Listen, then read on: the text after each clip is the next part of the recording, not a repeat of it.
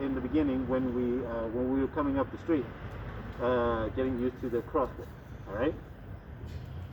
And oh, I didn't know the name of the street. I forgot the name of the street. Okay? Yeah. So be careful with those things. They're very small things, but they can actually get you a bad review, or accidents could happen. So be very careful with that. Now, the place that I chose for you guys, all right, it's not that bad because it's still not that warm yet. The sun is getting every minute, it's getting warmer and it's getting farther, but it's not that bad yet.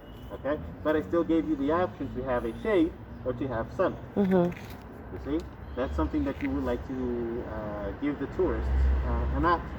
Also, I showed you guys to stand there and here. There it's all right, it's fine. Okay, but it wasn't this way. Why? Why do you think I'm standing over there and not here? To count us? No. Because you don't want. No, I don't know. All right, I'm getting the sun in my eyes. Oh yeah. You see? Yes, I have sunglasses. Okay, but it's still gonna bother me a little bit. All right. That's why I'd rather stand here and get you the sun in your eyes. All right. You can actually take a little bit of sun in your eyes. You the tourist. But me, the tour guide, if I'm doing this in the morning, in the afternoon, for 3 or 4 days a week, I can't have the sun in my eyes all that time. All right? So again, I'm taking care of me, myself first. But it's not that obvious that I don't care about you guys. You see how I do that? Yeah. Remember that also when you actually, if you have a meal, if you have you have to stop for lunch, or if you're going out for dinner with your tourists, okay, you have to eat first. All right, always you have to eat first. All right, I don't care if you do it like in 5 minutes and you like everything down, or if you eat a little bit and then you eat a little bit later, but you have to eat first. Okay, you do it very quickly, you do it very fast, you do it around the corner, in the kitchen, wherever it is, but you eat first. And then you go out and mingle with your tourists. Then you go out and talk to your tourists, ask if everything is right, if they got their plates, their orders correctly, if anybody is vegan and they got their vegan meal or whatever. All right. Then you do all that, because if you start doing that right away, and there's some type of problem that you got to go and solve, or if the next the next attraction is not ready yet and you have to solve that problem again, and then all of a sudden dinner or lunchtime is over and you didn't get to eat, and then you get fatigued. All right, so whenever it is that you have a lunch break, a dinner time or something or whatever, you eat first and then you go out and mingle with your tourists. All right, always take care of yourself before anything else. All right, so now back to tour guide. We're going to walk this way. All right, so now we're entering the street Alberto Magno. Come with me, please. And we're entering the Población William Moon. This población is actually very well known because of its architectural design and the fact that most of the people that live here, they form a junta de vecinos where they actually take care of the design and the architecture. They gather up money every single year to paint the facade of all of the houses in the same manner with the same colors. Now, do you guys know what a zona típica is? No. All of the heritages here in Chile, especially the cultural heritages, they are managed by an institution called Consejo de Monumentos Nacionales, the CMN. This Consejo actually has different types of classifications for different types of monuments. One of those monuments are called zonas típicas. What does this mean? Is that for some reason, this place in a city is declared a zona típica and has to be taken care of, the design and the ambience that it has created. That means that anybody that owns that particular building or lives in those particular buildings, they have to take care of its architectural design. And the facade, what you can actually see, cannot be in any way tailored. It cannot be in any way changed. And if it's breaking like down, you have to restore it to its original form. You can do whatever you want inside, but on the outside, it has to maintain like that. Have you guys ever seen like a really modern building with glasses and everything, and it comes out of an old building? Mm-hmm. Yeah. Yeah, where have you seen it? Duoc. This door? Yeah. The biblioteca is a The new structure of building. Only glasses. Well, yeah, but that's like inside. It doesn't Oh. actually come out of the building itself, of the old building. Have you guys ever been to Valparaíso in the Plaza Sotomayor? Oh yeah. Yeah. In Yes. the Plaza Sotomayor of Valparaíso, there is a very tall building, about 20 stories, 15 to 20 stories high. It's a Dutch company. It's a Dutch shipping company, I think. All right, and it comes out a very old 2-story building. Here in Santiago, we can also see it in the Espacio M. It's a very new mall. It's a new mall that they have in the downtown area. Anyway, those places are zonas típicas. So what they actually do is that they change everything that is inside of the building to make these brand new modern buildings, but they have to maintain the facade. They have to maintain it outside. That is one of the requisites of being in a zona típica. Sure, the government still gives you a little bit of money. It gives you some help to maintain these things, okay? But it's actually your responsibility to ask for that help. It's your responsibility to make it happen and maintain it just like this, okay? Now, if you could come with me a little bit more, please.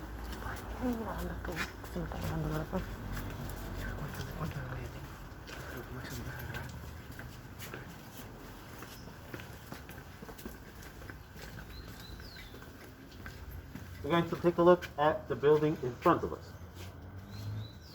As you can see, this unit right here, this whole building, from 1404 to 1390, you see that? That's just one big building. And that one big building, it's replicated over and over again on that side of the street and on this side of the street.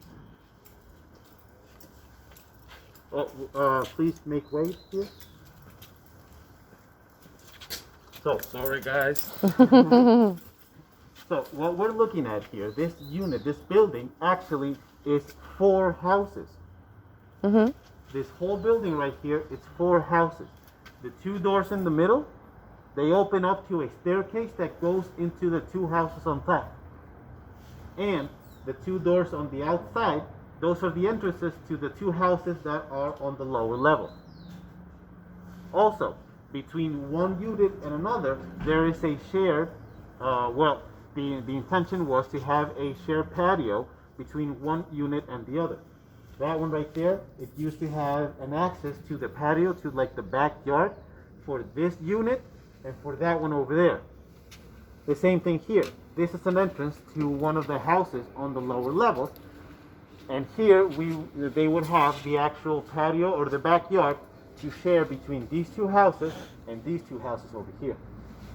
This architectural design was made to efficiently use as much space as possible within one of the buildings. Now, why were these built? Well, these were built for English sailing families. Yes, that's right. These were built specifically for English sailing families, or the families of English sailmen that came regularly to Chile. All right? Just like I told you before, that Chile has had a lot of German influence, it also has had a lot of English influence.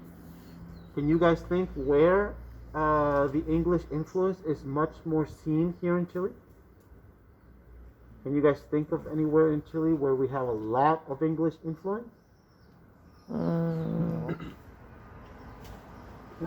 Which city? Yeah? You'd be surprised. Santiago. No? Yes, there you go. Very well. Good job, Matilda. That is standing next to Constanza and Gustavo. Good job, Matilda.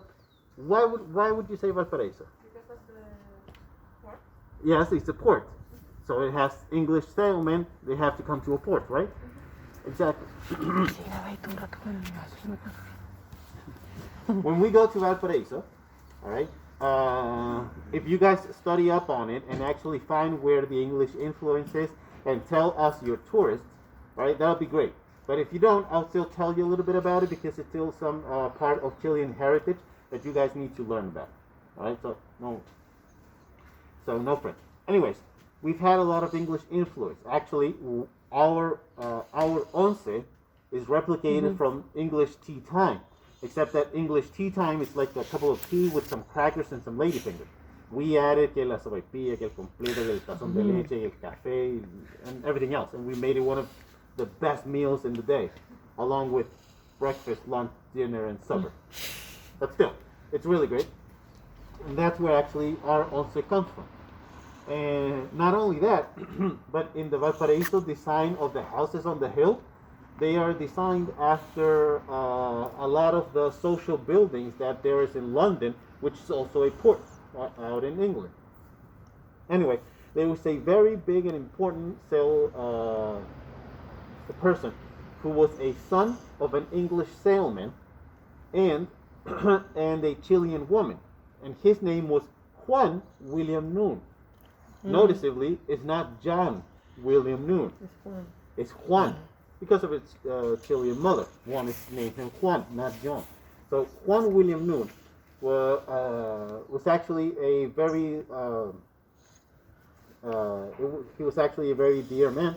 He was loved by everyone. He was a governor of a city, and when he had enough money, he wanted to help out all of the English sailing families, and he donated these lands and put up the money to build these social buildings. These are social houses, believe it or not. As beautiful as they look, these are social houses for English sailing families. Can you guys guess what city he was the governor of? Nope. No. Yes, Well, I'll give you a minute to think. I'll just have a little sip of water. it's in the north? Nope. It's way down south. There you go, Matilda. That's 20 points for Matilda now. She's on top. Yes, that's right. Puerto Williams is named after Juan Williams Noon. He was the governor for the province of Magallanes Back in the day, did a lot for that city, and also came here when he grew up. I'm not sure if he grew up here in these lands, but I know he grew up in Santiago. So that when he got these lands, he donated and he built these social housings for the families of English sailors. This was back in like 1850, 1860. All right, before and during the Guerra del Salitre. So anyway, these have been actually maintained, and they were about like 4 or 5 blocks of these social buildings from El Hidroyañez, 4 or 5 blocks down. But some of the houses they had to be torn down. They were bought up by companies, whatever. And in 1995, the Junta de Vecinos, they got together and said, no, we got to protect this. And they asked for the protection of Providencia, and Providencia asked for the protection from the Consejo Monumentos Nacionales, and it was declared a zona típica. And now these houses cannot be, they can still be sold to inmobiliarias, but the inmobiliarias have to maintain the facade. They cannot tear it down. They can do whatever they want inside, but they have to maintain it just like this. But only in the street. Yes, this street and El Hidroyañez. Oh. We have the same buildings out in El Hidroyañez. But in Ledoro Yañez, we see restaurants and or not? Yeah, sure. Here you can actually see a couple of bed and breakfasts. So they are not only residential. No. They can be. They can be whatever they want inside. Yeah, but they have to keep the. Yeah. Exactly. They have to keep the outside just like this and very pretty and everything. Right? Now, within the design of the unit, okay, there's actually a lot of different types of designs. As you can see, the doors, they end up in a point. It's like a half an arch with a point. That's neo-Gothical. That's, that's Gothic architecture design.